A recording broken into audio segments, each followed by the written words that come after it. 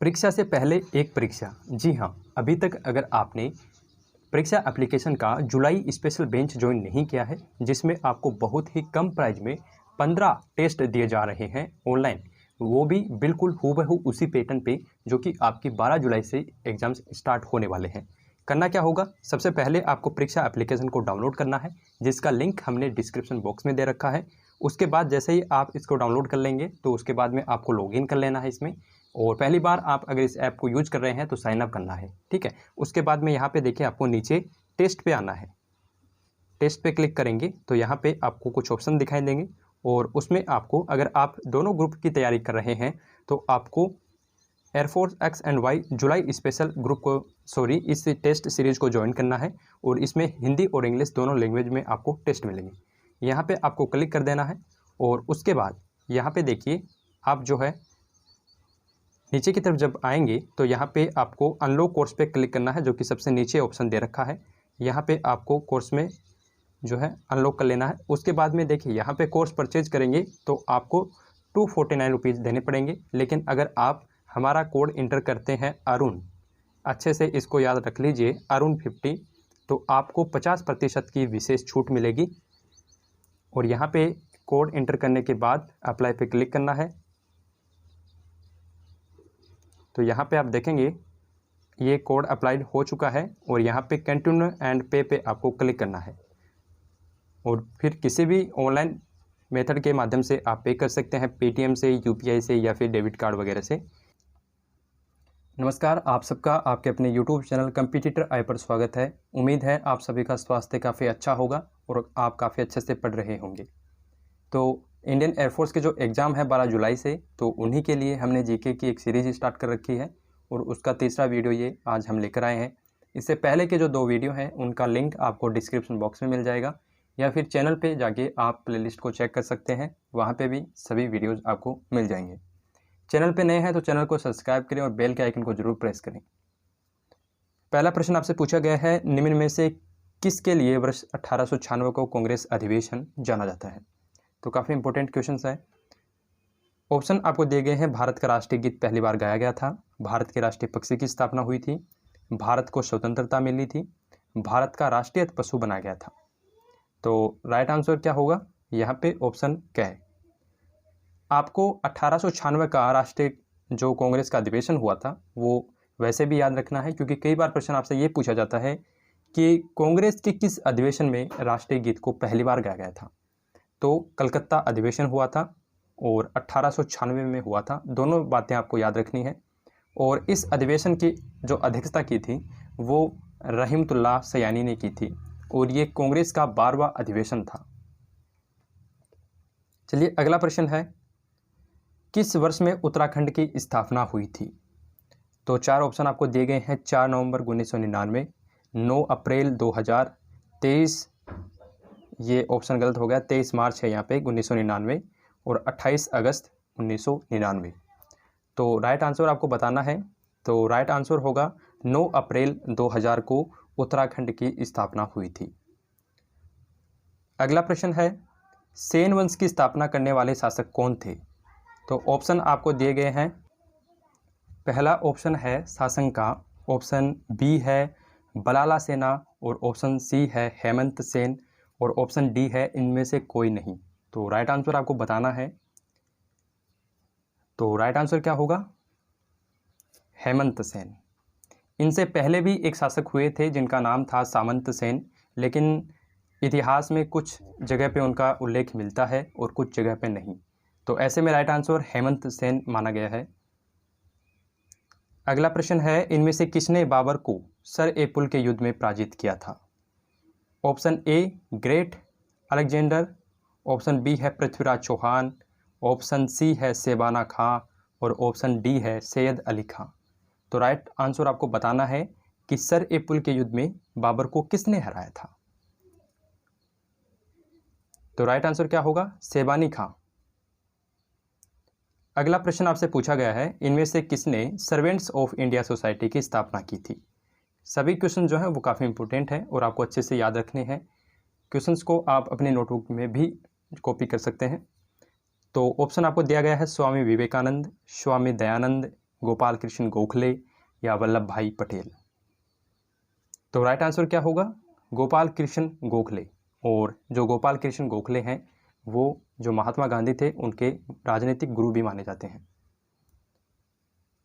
अगला प्रश्न आपसे पूछा गया है, भारत की राजधानी दिल्ली स्थित लाल बहादुर शास्त्री की समाधि के स्थल को हम किस नाम से जानते हैं? ठीक है, तो ये काफ़ी इम्पोर्टेंट हैं, आपको समाधि स्थल याद रखने हैं। तो ऑप्शन ए है विजय घाट, ऑप्शन जो आपका ख है अजय घाट, ऑप्शन सी बहादुर घाट और ऑप्शन डी है शास्त्री घाट। तो राइट आंसर क्या होगा? Vijay Ghat, option A Vijay Ghat. देखिए कुछ समाधि स्थल हैं जो कि आपको अच्छे से याद रखने हैं, क्योंकि एयरफोर्स में काफ़ी टाइम ऐसे क्वेश्चन पूछे गए हैं। राजघाट किसका समाधि स्थल है? महात्मा गांधी का। शांतिवन किसका समाधि स्थल है? जवाहरलाल नेहरू का। वीर भूमि, ये आपको अपनी नोटबुक में लिख लेने हैं।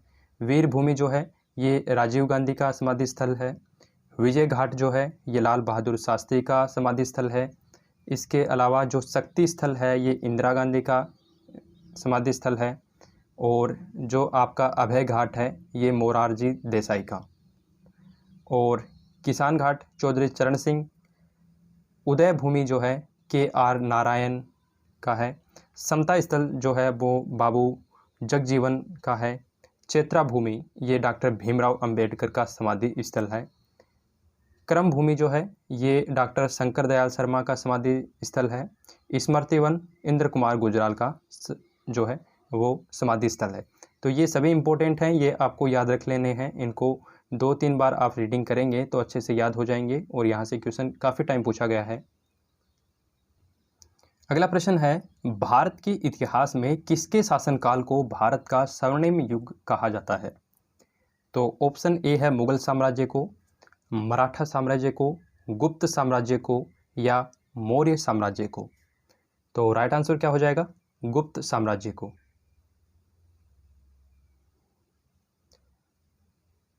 अगला प्रश्न है, गढ़वाल राज्य की स्थापना किस ईस्वी में हुई थी?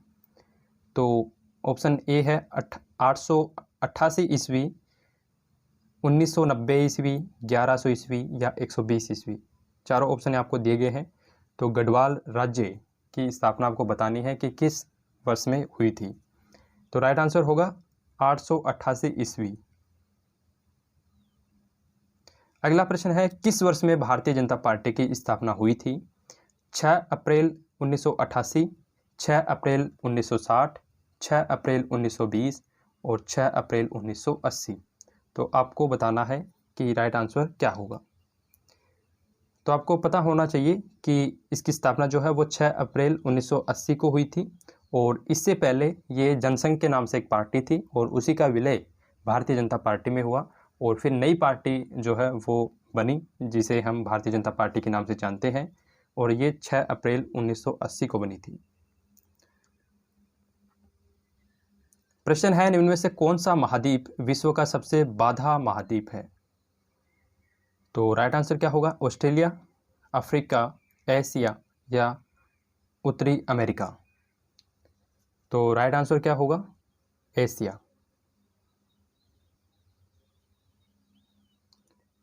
गूगल क्या है ये आपको बताना है। ऑप्शन ए है सर्च इंजन, ऑप्शन बी है social network site, option C है ब्लॉग और ऑप्शन डी है वीडियो चैनल।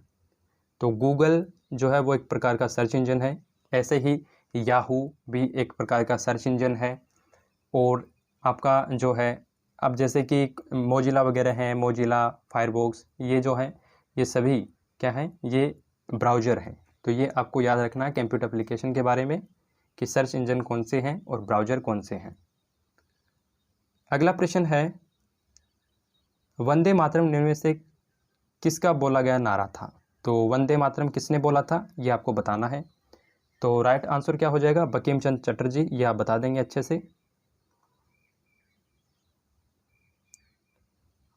अगला प्रश्न है, निम्न में से कौन सा ग्रामीण इंफ्रास्ट्रक्चर डेवलपमेंट फंड की व्यवस्था करता है? जो हमारा ग्रामीण क्षेत्रीय ढांचा है, विकास ढांचा है, उसकी व्यवस्था करने वाला फंड है, उसे हम क्या बोलते हैं? कौन सी संस्था है जो उस फंड की मद की स्थापना करती है? RBI, नाबार्ड, पीएनबी या जनधन खाता? तो राइट आंसर क्या होगा? नाबार्ड।